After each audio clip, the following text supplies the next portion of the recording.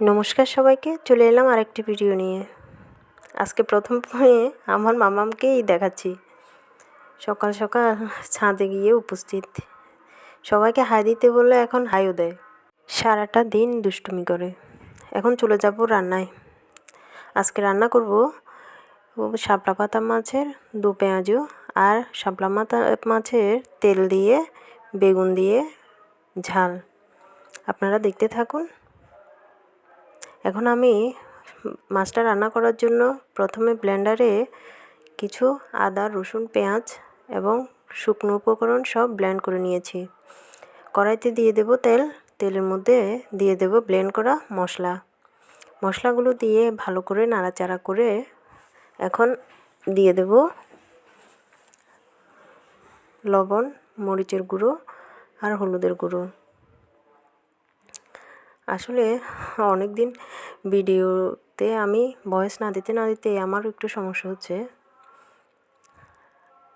এখন দিয়ে দিলাম হলুদের গুঁড়ো, তারপর দিয়ে দেব মরিচের গুঁড়ো আর লবণ।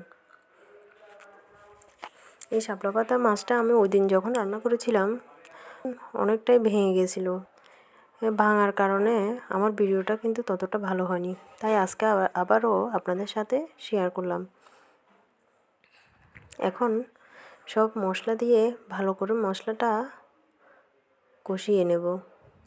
কষিয়ে যতক্ষণ না পর্যন্ত মশলাটা লাল হয়ে আসছে, উপরে তেল ভেসে আসছে, ততক্ষণ পর্যন্ত আমি কিন্তু মশলাটা কষিয়ে যাব। কারণ শাপলা পাতা মাছ সবসময় একটু ঝাল না হলে ভালো লাগে না, তাই সবসময় একটু মরিচ বেশি দেওয়ার চেষ্টা করি। আপনারা যারা মরিচ পছন্দ করেন না, ঝাল পছন্দ করেন না, তারা একটু কম দিলেও হবে। এখন একটু টমেটো সস আর কয়েকটা কাঁচামরিচ দিয়ে দিলাম। দিয়ে আবারও ভালো করে মশলাটাকে কষিয়ে নিচ্ছি। এখন দিয়ে দেব পানি দেওয়ার আগে আমি এখানে শাপলা পাতা মাছের কিছু চামড়া আছে। চামড়াগুলো আপনারা খেয়েছেন কিনা জানি না, তবে চামড়াগুলো খেতে কিন্তু খুব স্বাদ। এগুলো তরকারিতে দিলে খুব নরম হয়ে যায়। এমনিতে যখন ঠান্ডা হয় তখন চামড়াগুলো কিন্তু খুব শক্ত হয়। এগুলোতে কিন্তু খুব বালু থাকে। বালুগুলো পরিষ্কার গরম পানি দিয়ে পরিষ্কার করে নিতে হয়। এখন আমি ভালো করে পরিষ্কার করে গরম পানি দিয়ে এখন দিয়ে দেব তরকারির সাথে। এখন দিয়ে কিছুক্ষণ নাড়াচাড়া করে পানি অ্যাড করে দেব। পানি অ্যাড করে আমি কয়েক পিস টমেটো দিয়ে দেব। টমেটোটা আপনারা ইচ্ছে হলে দেবেন, কারণ আমি আগে টমেটো সসটা দিয়েছিলাম। আমার টমেটো দিলে ভালো লাগে, তাই আমি দিয়েছি। এখন চলে যাব মাছের তেলে। এটা হচ্ছে শাপলা পাতা মাছের তেল। জানি না আপনারা খেয়েছেন কি না। আর এই তেলটা যদি বেগুন দিয়ে রান্না করা হয় তাহলে তরকারিটা এত মজাদার হয়। এখন আমার তরকারিটা ফুটে এসেছে। এখন আমি দিয়ে দেব ভেজে রাখা মাছগুলো দিয়ে ভালো করে নাড়াচাড়া করে রেখে দেব মিনিটের জন্য। এদিকে আমি মাছের তেলটাও আরেক পাশে রান্না করে নেব। মাছের তেলটা রান্না করতে প্রথমে আমি কড়াই বসিয়ে দেব। কড়াইতে তেল দিয়ে দেব।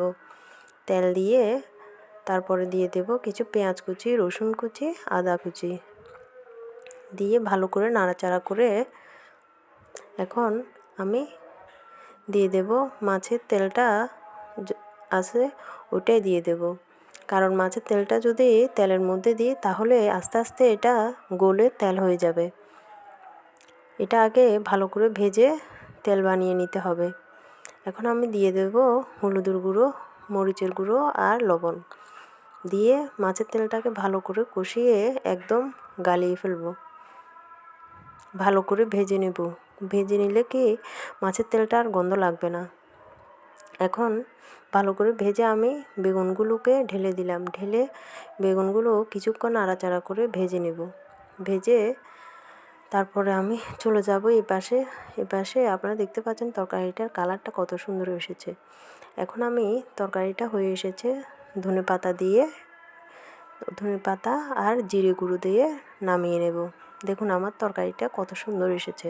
ওই দিন কিন্তু আমার মাছগুলো ভেঙে যাওয়াতে আমার মনটা কিন্তু খুব খারাপ হয়েছিল, তাই আপনাদের সাথে সুন্দর করে শেয়ার করতে পারিনি। আজকে দেখুন আমার তরকারিটা এত সুন্দর হয়েছে। আমার কিন্তু একটা মাছও আজকে ভাঙেনি, প্রতিটা মাছ একদম গোটা গোটা রয়েছে।